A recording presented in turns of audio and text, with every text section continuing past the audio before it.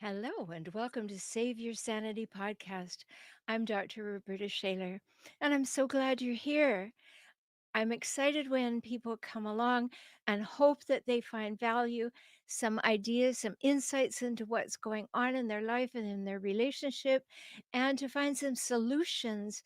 Tonight, we're going to be talking about something so very important, and you may not have even heard the phrase abandoning yourself.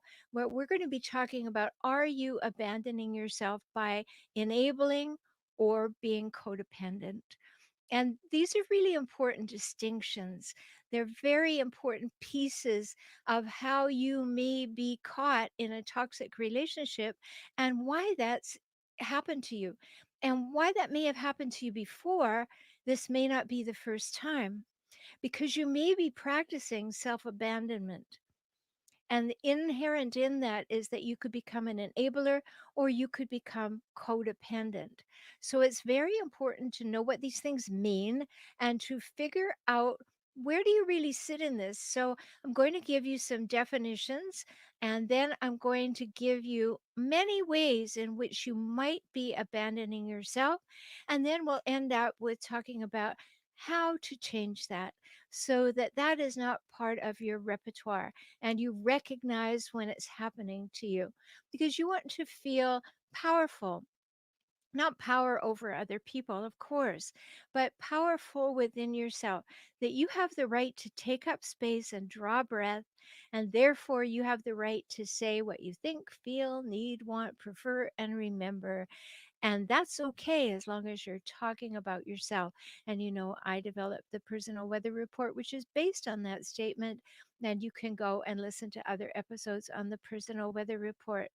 And if you have an opportunity to support the Save Your Sanity podcast, you're deriving value from it, I invite you to go to patreon.com/saveyoursanity.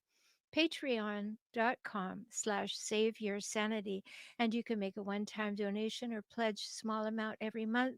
And so that will give us more and more reach, more and more opportunities for reaching people. So thank you in advance if you're going to go over there and do that. I appreciate it. And so do all the people that account on this show. So, self abandonment.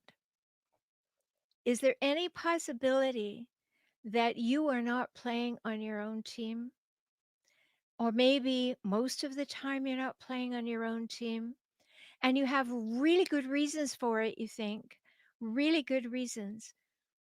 Maybe after tonight's podcast, you will think about that differently, that maybe those reasons aren't so good. Maybe those reasons are actually symptoms of self abandoning. And that's really good to know because then you can do something about it. We have to be able to bring something into our consciousness, see it for what it is, and make decisions about it. And if you have been self abandoning, you don't want to do that anymore.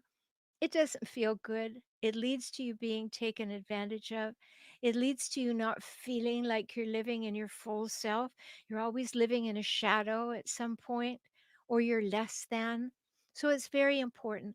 Self abandonment is really when you don't value yourself or act in your own best interest. So when you abandon yourself, you're giving up saying, I'm important. And this is what I'd like, or this is how I prefer things, or I'm hurt right now, or that's not okay with me, and be able to give it some weight. And self abandoning is also when you reject or suppress or ignore a part of yourself. It could be a part of you screaming in the background, and you're going, shh, shh, shh. No, it's okay, it's okay. And you're not listening anymore to that part of you that is screaming. And that's so very important. So, I want to really give you some clear ideas about what self abandonment is and how it is part of and how it is demonstrated when you become an enabler. So, let's just clear that up. I've shared my definition of enabling before, but I will share it again. Enabling is when you usually step in to fix or solve or excuse or rationalize or justify, and here's the big one, or make the consequences go away for the poor choices of another person. Do you do that? Are you such a caretaker that they do something that should obviously have consequences and you leap in and save them from the consequences? That's enabling. It comes from the world of addiction, but it also extends completely over into the world of emotions and emotional abuse and emotional health. So you don't want to be enabling someone. You're giving all of yourself to take care of someone else who is not taking care of themselves. And then you are making yourself feel as though you're doing something wonderful, and actually you're enabling them to stay less than wonderful. And then they won't develop, they won't become the person that they might become, but they're an adult and that's their choice. So it's very important to see that when you abandon yourself and you give yourself over to taking care of someone else or pleasing someone else in all the ways I'm going to talk about of self abandonment, that you will be enabling them because you're focused on making the consequences of their poor choices go away. And that's a big deal to actually step back and realize maybe I'm enabling the very behaviors I despise. The very things I want them to change, I may be enabling them to continue to do. And that's a big aha moment when you realize that, yes, actually, I'm contributing to the problem. I'm part of it. I say I want things to be different, but I'm keeping them the same. So that's enabling. And then we have codependence. And codependence is when you plan your life around pleasing someone on whom you excessively emotionally rely. So a little bit different, but similar feeling comes from the same place of self abandonment. So you're planning your life around pleasing someone on whom you excessively emotionally rely. When it's said that way, you want to go, oh no, that's not right. Correct? And you're right. It isn't right. It isn't healthy. It's not good in any way. And so it's very important to see that, to see what that is. So let's talk about self abandonment because that's so important. Important for us to understand. So if you've been here before, welcome, welcome. If you haven't been, I'm so glad you found me. Let's talk. Share with your friends, invite them to come on over. And there are over 200 episodes of Save Your Sanity podcast. So you can go to saveyoursanitypodcast.com and you can find them all there for you. Saveyoursanitypodcast.com. Okay, so let's talk about self abandonment and being self abandoning. I'm going to give you many, many ways that you can check in with yourself as you listen and say, do I do that?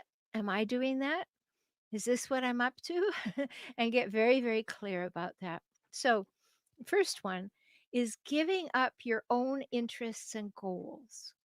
If someone comes into your life and you really, really like them, and they're not interested in what you're interested, but you really want them to be interested in you, you might give up your interest and goals and pretend that you really like Grand Prix racing, or you absolutely love flying drones, or you're delighted to go to every opera there is.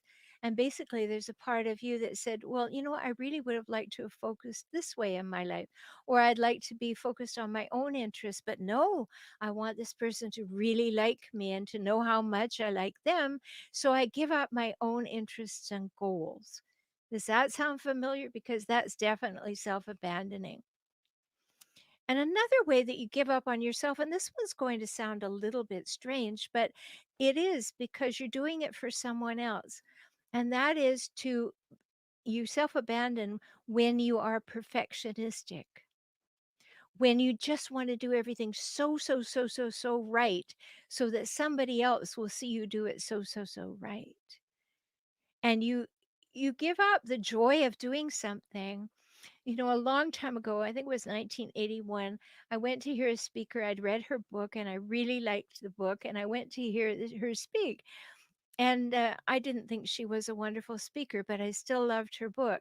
But something she said really stood out for me. And you know how your mother might have said, "Well, if we're going to give you these lessons, you better do well, and you better stick with it, and don't be a quitter," and all of that. And she said, "You know, I have a question," she said to the audience. "If something is really worth doing," and you know how our mother said, "If it's worth doing well." She said, "If something is really worth doing, isn't it worth doing half-assed? Isn't it just as worth doing?" And that really stuck with me because it spoke to some of the levels of perfectionism that my mother wanted me to jump the hoops to reach. And I thought, wow, yes, you could do something for the sheer joy of trying it, for the sheer joy of having some fun. It doesn't have to become your number one thing to do in the world, and you don't have to get a PhD in it. You can just do it because it pleases you. And therefore, drop the perfectionism.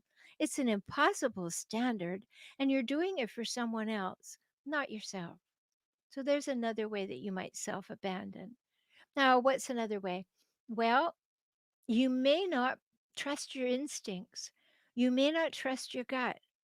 You may always be second guessing yourself. You know, could that be right? Well, I don't know. I shouldn't do that to myself. I'm not sure.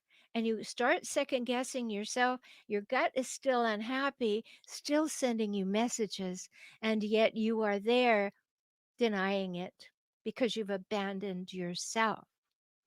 Or maybe you go around seeking validation from other people and you don't realize that you can validate yourself, that you can say, "I think I did that really well." And 10 people don't have to agree with you. They don't. And if you get into a habit of self abandoning in order for other people to like you will never self validate.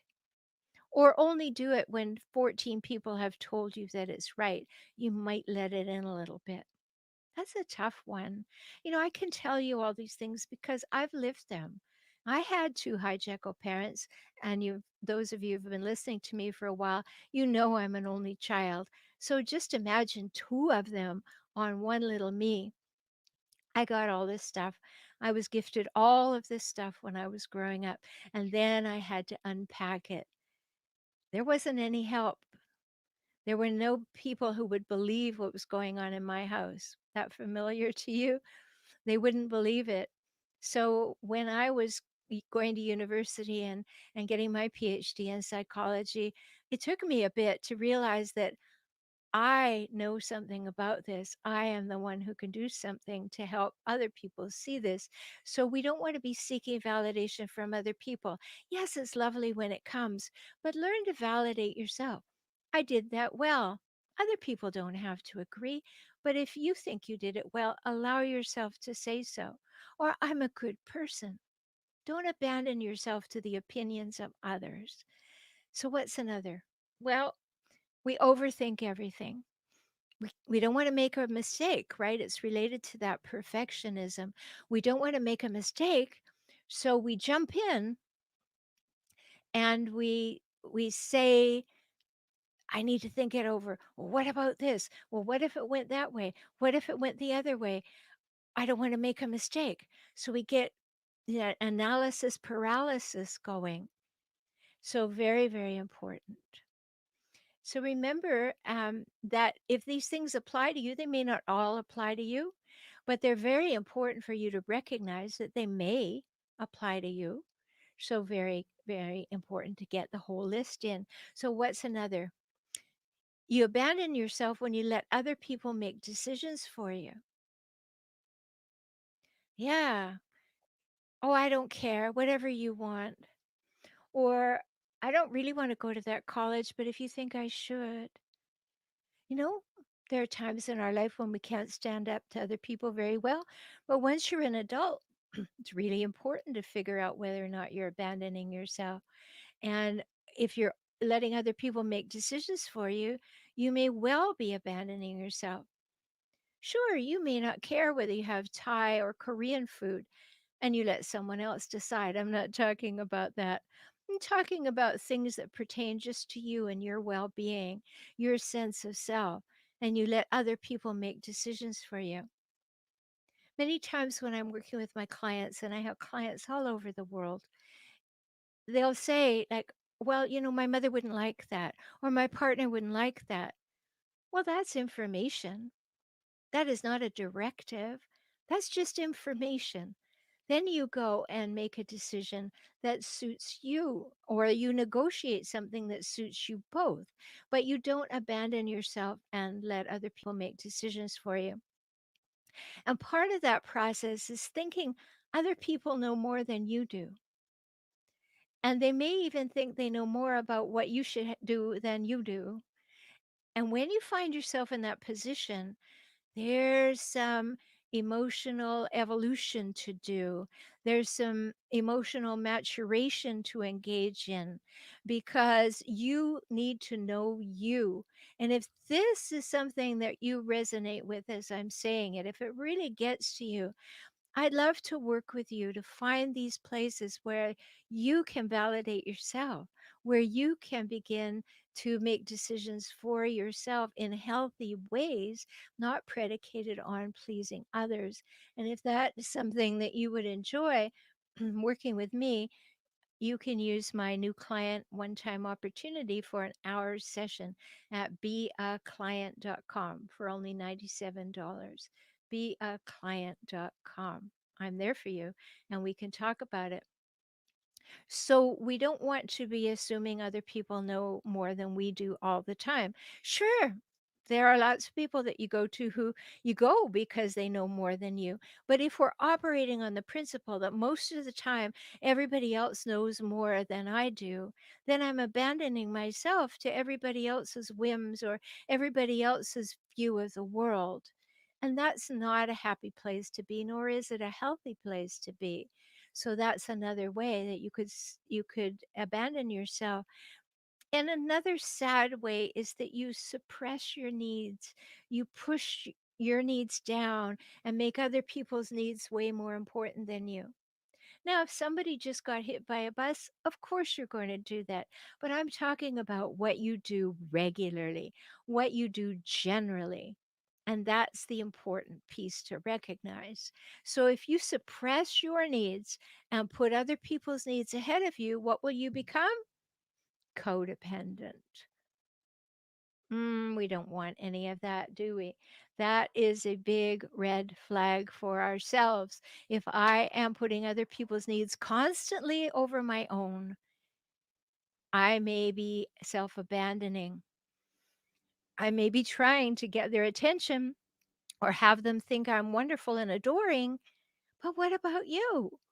You count in the equation. You need to have that level of confidence in yourself to know that you count too. And that must be balance in a relationship.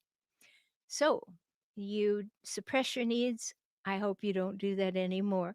Or that you notice in this episode, you begin to notice that, yes, I do that. It's very unequal. And then you'll go back to episode 115, right? To remember the must haves of a healthy adult relationship. And a healthy adult relationship is really important. So you must be able to operate with equality and equity, reciprocity, and mutuality. And you can't have those three things if you're constantly suppressing your needs and making someone else's needs more important.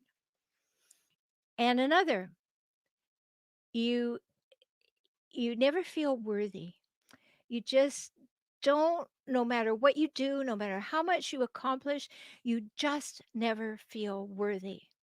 And if that's the case for you, that's kind of letting down the side that is you, that you are abandoning yourself and saying, I'll beat myself up. I'll make myself small. And that's sad. You don't want to be doing that, right? That's not healthy. That's not happy making. And it goes along with criticism, that you would be saying hurtful things about yourself to yourself.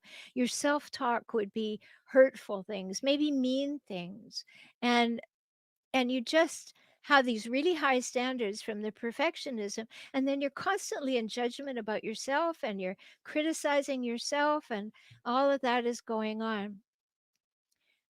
Again, that's abandoning yourself. Like, you should be building yourself up. You should, and I shouldn't even use the word should. You could, I don't know if you should, it's healthier, but you could give up being excessively judgy about yourself, excessively hard on yourself, and say, let me also balance that with all the ways that I am worthwhile, that I like about myself, the ways that I do things well, the accomplishments that I have.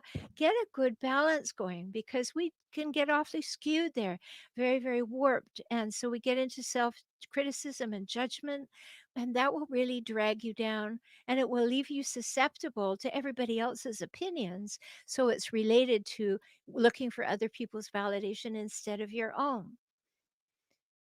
Are you really getting this business about self abandonment? Because it really does need to be something you really get. You don't want to be doing it.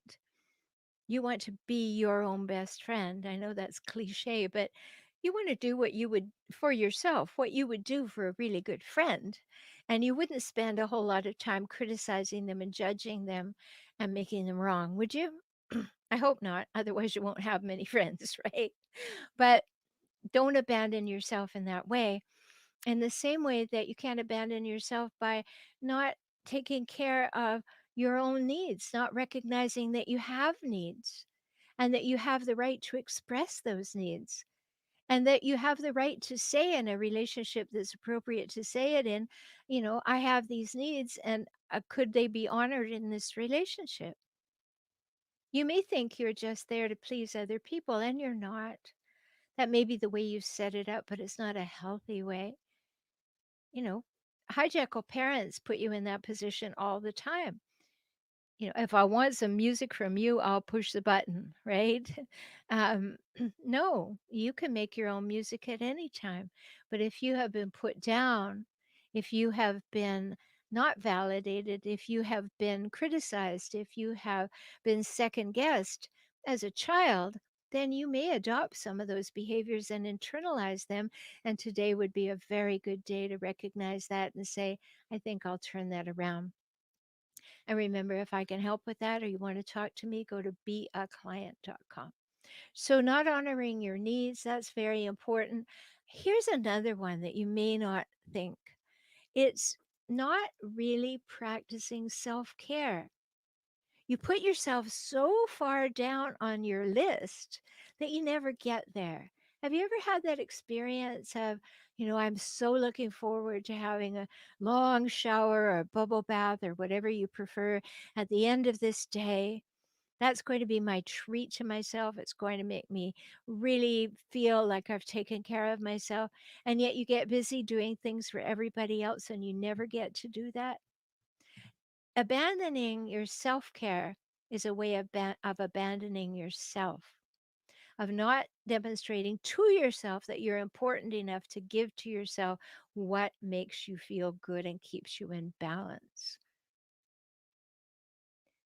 So if you recognize that you do that and you keep putting off the self-care, maybe have a little sit down and ask yourself with your journal in your hand, why do I put off my own good? Why do I put off my self care?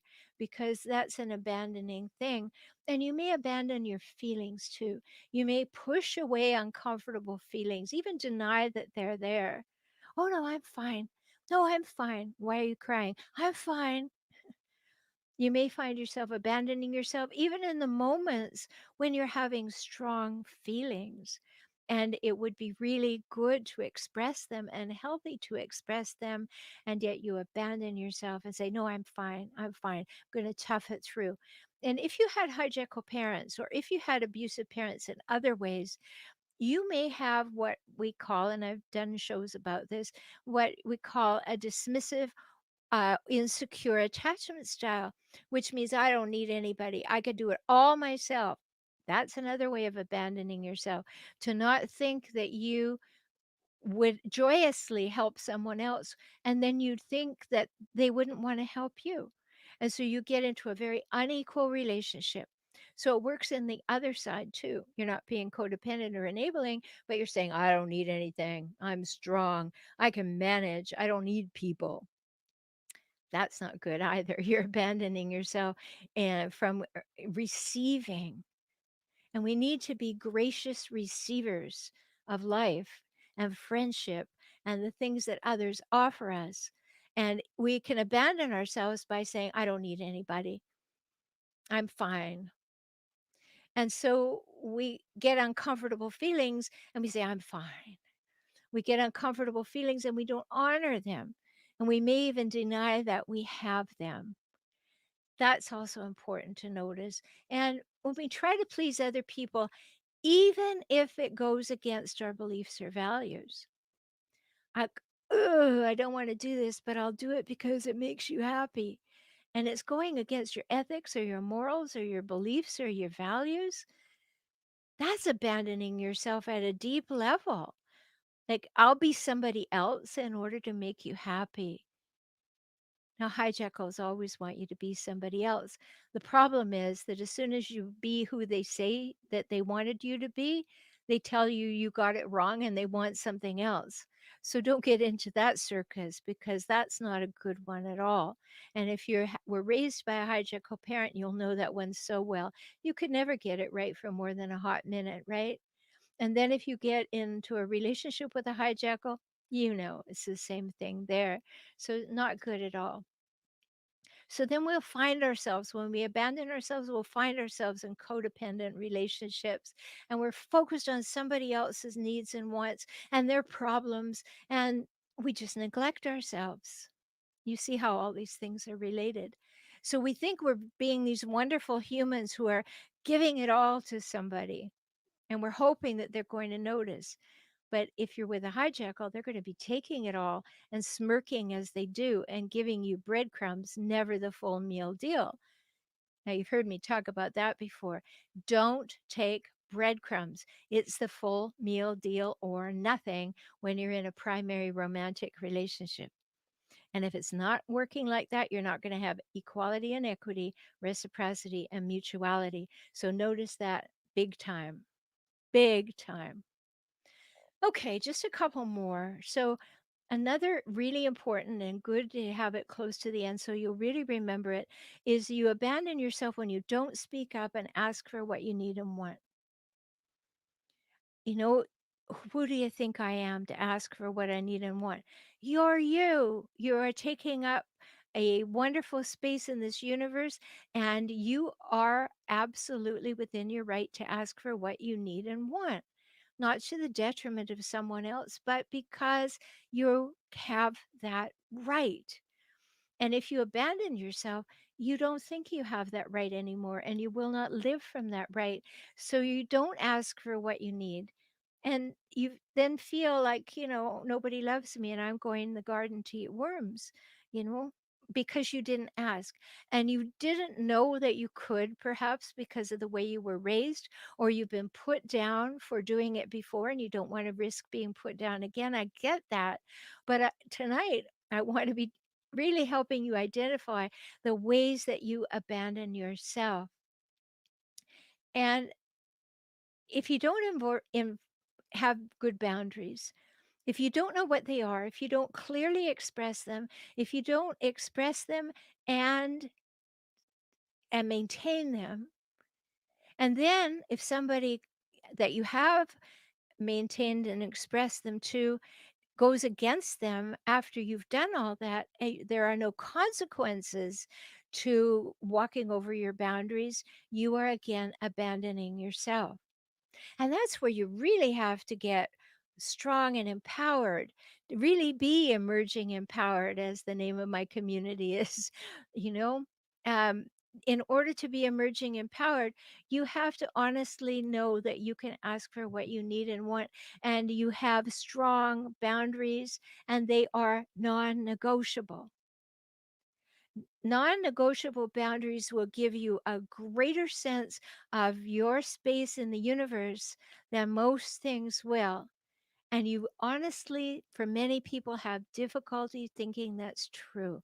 But I want you to be encouraged that it is true, that when you set boundaries that you have thought through, not the ones that fall off your lips in some angry moment, but ones you have thought through, this is important to me and I'm going to put it out there. Once you get to that place, you are beginning to stand up for yourself, to stand strongly in the place that you inhabit.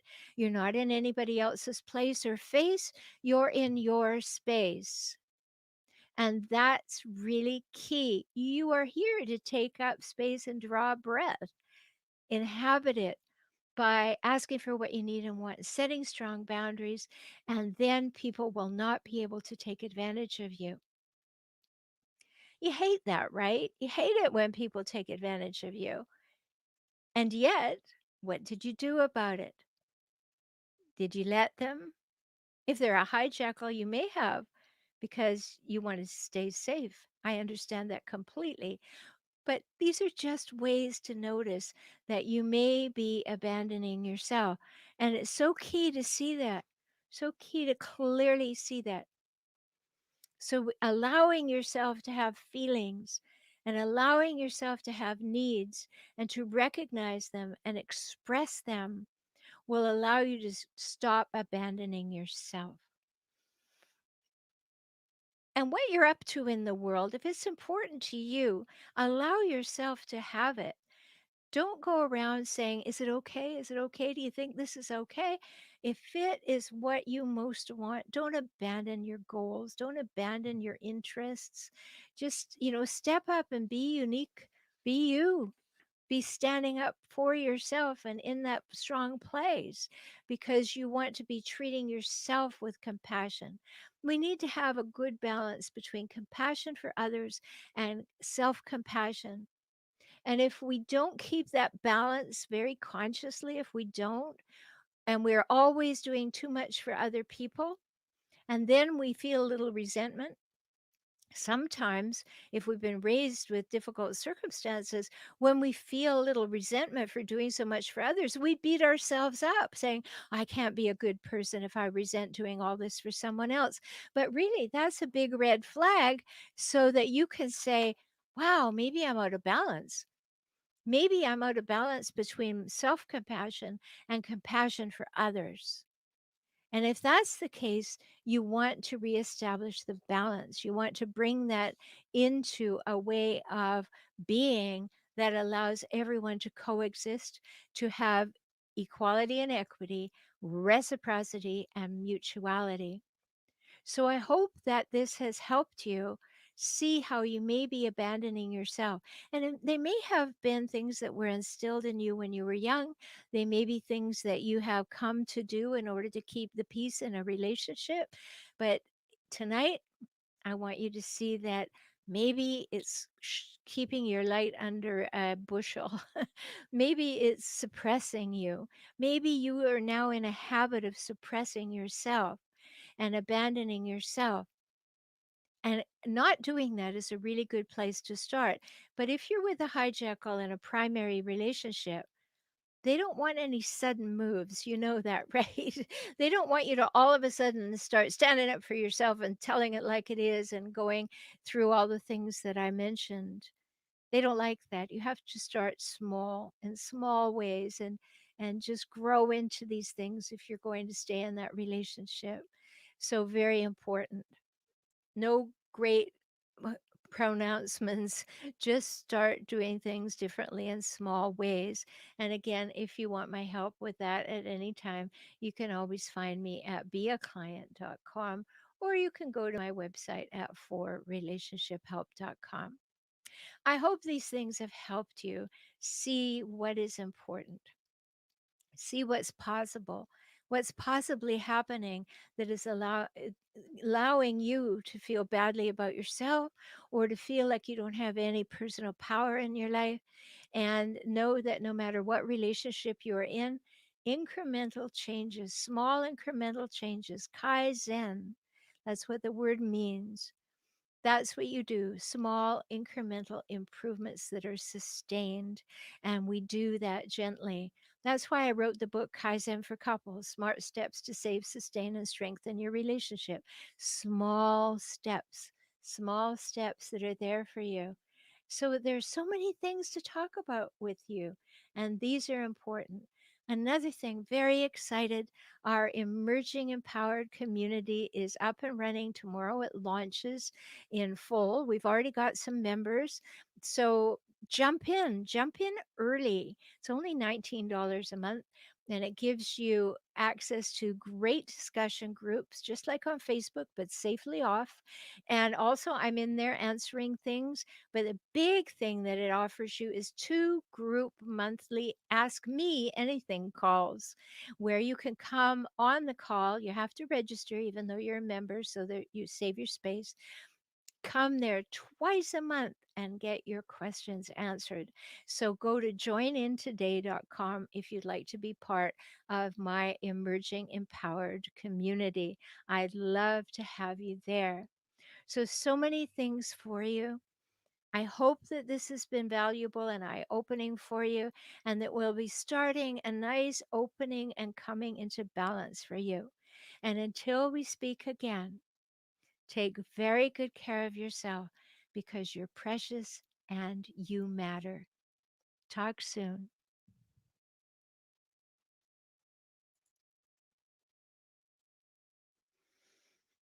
Well, hello, everybody. Now is the time you can put your comments and questions into the comments box, into the chat, and I will answer them or comment on them too. This is the time. Thank you, Sandro. She says you are appreciated. Wisdom is the source of peace. That's beautiful. Thank you so much. And I hope that you find peace, all of you, by recognizing that you may have been abandoning yourself, but after tonight, you will notice and you will rectify that. You will shift that. So there aren't any questions or comments at this moment, and it takes 20 seconds after you hit send to get to me.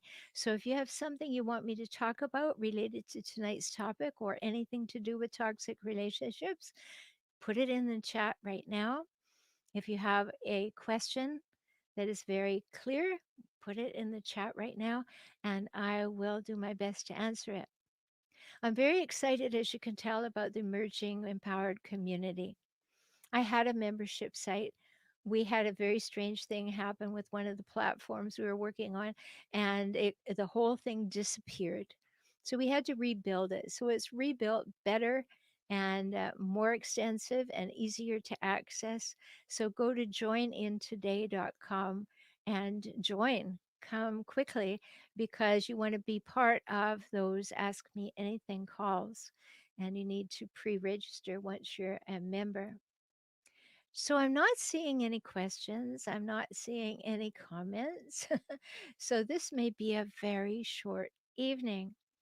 I see that there are many people in the room, but no questions. So Star says, thank you. Great topic. Very informative. Well, thank you for that. I'm glad that you found it that way. And, always, Star and others listening, feel free to listen to these over and over because they're good reminders. And even if you're not really listening, maybe they're on in the car, something that you've heard before, but you put it on again, it goes into your subconscious. Listen to it when you're falling asleep so that you will remember, and these things will become part of the fabric of your being. They're very important to shift and change. So that's great. Hello, Claire. I haven't seen you here before. Self abandonment is powerful as a concept. It is, but personal power is the antidote. And that's not having power over other humans, as I said, but it is standing in your own power, the power to know what you think and feel and need and want and express it. Claire asks, is it possible to be codependent on a pet? Yes, yes, that's the whole idea of emotional support animals is that you rely on someone else for your emotional needs. And you can be codependent on a pet. And yes, for people who have anxiety, that can be very comforting to have the pet to stroke and to talk to and all. But there can come a time when you really become so codependent on the pet that it's devastating to you, the idea of being without the pet. And you begin to be unable to function. So there's a fine line there between being codependent on a pet and just needing something to calm anxiety or help with depression. So it's very important to calibrate that. So that's a good question. Thank you for asking. Um, we want to steer clear of codependence. I'm I hope you're on my mailing list. If you're not, go to forrelationshiphelp.com and you'll just find it in there. You can go to forrelationshiphelp.com/subscribe, get my weekly newsletter because I was a guest on a summit recently and we are talking about codependence and it's going to go live in a week or two. So I'll put the notification there in the newsletter. So be sure to do that. You're welcome, Claire. Be sure to subscribe to the newsletter. Every week it comes out and it talks about things I talked about in the podcast. It gives you a list of what I've done in terms of videos or writing or whatever recently and what's upcoming. So that's there for you and it comes every day, every week on Thursday. So you can have that. So I don't see any more questions or comments. So maybe I gave you so much to think about. Now is a good time to take some quiet moments, have a nice cup of herbal tea, and think, oh, and are there any ways in which I am abandoning myself? And then make a note and make a decision not to do that. So here's a comment. Great video. Do you have openings for one on one? Yes, I do. Yes, I do. And it all starts with the beaclient.com. Go there, beaclient.com. That's where my new client 1 hour offer for $97 is. You can't find the one on one sessions on my website. And there's a good reason for that. I like everyone to use the $97 new client route so that I can be sure that I can help you and you can be sure you're comfortable with me before you schedule a further one on one package of sessions. Okay, so here we're getting something. Star says, I'm going to listen again. I pick up on things that I may have missed. Yeah, me too. I like to listen a second time myself. So I understand that. Katie says, is there a difference between codependency and emotional dependence? No, no, there isn't. If you're emotionally dependent on another human, then you are relying on them for your emotional well being, and that makes you codependent. So you want to, I explain it this way. Maybe this will help. When I'm working with my clients, I talk about it this way. You want to be an independent person. That means you can take care of yourself, you're good, you can be by yourself, even if you're lonely, you can be alone and you know you'll survive. You can be independent. But if you're codependent, it means you're constantly leaning on someone else for a sense of self, for a sense of how to do life. Sometimes people will get in a doubly codependent relationship, and that's terrible because if you're independent, you're standing upright and you know you're solid. But if one person's codependent and the other person goes away, you're going to fall on your face. If both people are leaning on each other in different ways, which actually happens with a hijackal too, sometimes they're leaning on you in nasty ways and you're leaning on them to get it right. And then, that falls apart. But in my opinion, what you want to be is independent. and then choose to be in a relationship and become interdependent and create a safe sanctuary in order for both of you to grow. And we don't want codependency because that gives our power away to someone else. And that is not healthy and will not lead to you being independent. So I that there's very little difference, if any, between codependency and emotional dependence. Claire says, since learning about self abandonment, I see that I've been doing it my whole life. I feel some grief over that. Yes, that's not a surprise that you might. And allow yourself to feel that, but don't be hard on yourself. Be gentle with yourself. You just found a sore spot. You just found a place where you need to comfort that. And the grief, experience it. Yes, I gave myself away. Now I'm going to take myself back. So be gentle with yourself about that, Claire. It's an important step. So I'm so glad that you're recognizing that, because then you will have the insight to notice it and make different choices over time. And if I can help, of course, go to beaclient.com. Gwen, hello. I don't know what to think or believe. My hijackal husband has been acting nice. That's not always a good sign, is it? It's gone on for 3 weeks. I'm back to bad behavior only 2 times, but being helpful and respectful. I don't know why. Well, two guesses I would come to. One, he really wants something, or one, he's really afraid that you may leave him right now. Are either of those things true, Gwen? Um, there's usually a very good reason behind the good behavior of a hijack call. Remember, hijack calls always need to win, and they always need to have their needs put first. So if they really want something, they will suck up to you like crazy and be the person who love bombed you in the first place. And you think, oh, I was right. I was right. They're not that awful human beings. See, they've come back and they're wonderful. And then, of course, bam, the hijack call is back. Um, but yes, not knowing why. The good question is, what are you up to? Gwen says, I've had stronger boundaries, but the change is dramatic. Well, keep doing those boundaries. Keep moving them up, making them a little stronger, making them a little more frequent, making them a little larger, making them a little more dramatic, even, because that's how you do it incrementally, Kaizen. So maybe he's feeling like, oh, this could go south. I won't have my supply. So I better be good to her.